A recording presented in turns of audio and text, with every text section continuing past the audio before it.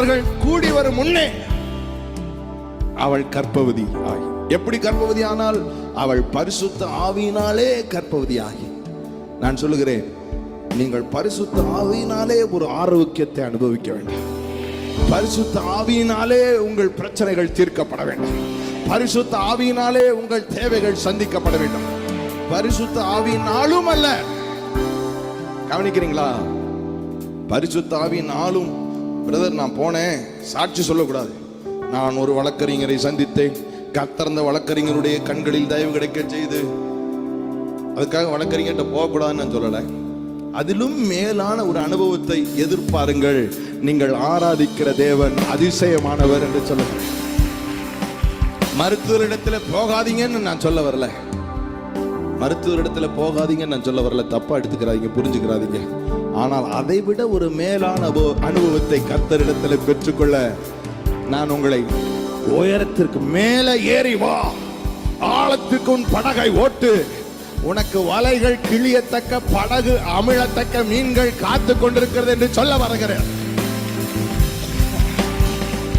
அவர்கள் கூடி வரும் முன்னே பரிசுத்த ஆவியினாலே கர்ப்பவதி ஆகி. ஆமென் சொல்லுங்களேன். அல்லேலூயா. அந்த 20வது வசனத்தை நீங்கள் கவனித்து பாருங்கள். அவன் இப்படி சிந்தித்துக் கொண்டிருக்கையில் கர்த்தருடைய தூதன் சொப்பனத்திலே அவனுக்கு காணப்பட்டு, தாவீதின் குமாரனாகிய யோசேப்பே, உன் மனைவியாகிய மரியாளை சேர்த்துக்கொள்ள ஐயப்படாதே, அவளிடத்தில் உற்பத்தியா இருக்கிறது பரிசுத்த ஆவியினால் உண்டானது. நான் சொல்லுகிறேன், உங்கள் சுகத்தை குறித்து, உங்கள் ஆசீர்வாதத்தை குறித்து, உங்கள் நன்மைகளை குறித்து இப்படிப்பட்ட ஒரு சாட்சி சொல்லப்பட வேண்டும். அது பரிசுத்த ஆவியானவர் உற்பத்தியினால் உண்டானது. கை தட்டி ஆவியானவரே. முடியுமா? பக்கத்துல பார்த்து கேளுங்க, இது நடக்குமா? கேளுங்க, இது நடக்குமா?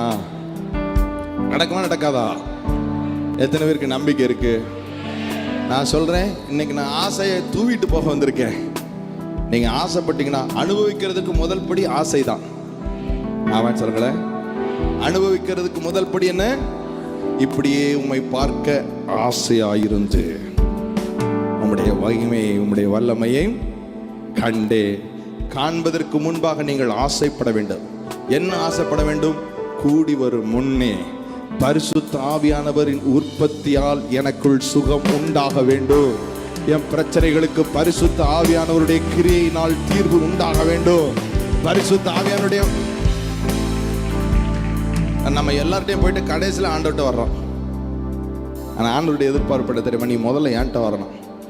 அப்போதான் இந்த உலகம் தெரியும், இவனுடைய மீட்பர், இழந்ததை மீட்டு கொடுக்கிறவர் உயிரோடு இருக்கிறார். கைதட்டி தேங்க்யூ ஜீசஸ், ஜீசஸ். ஹல்லேலூயா. இந்த கிறிஸ்மஸ்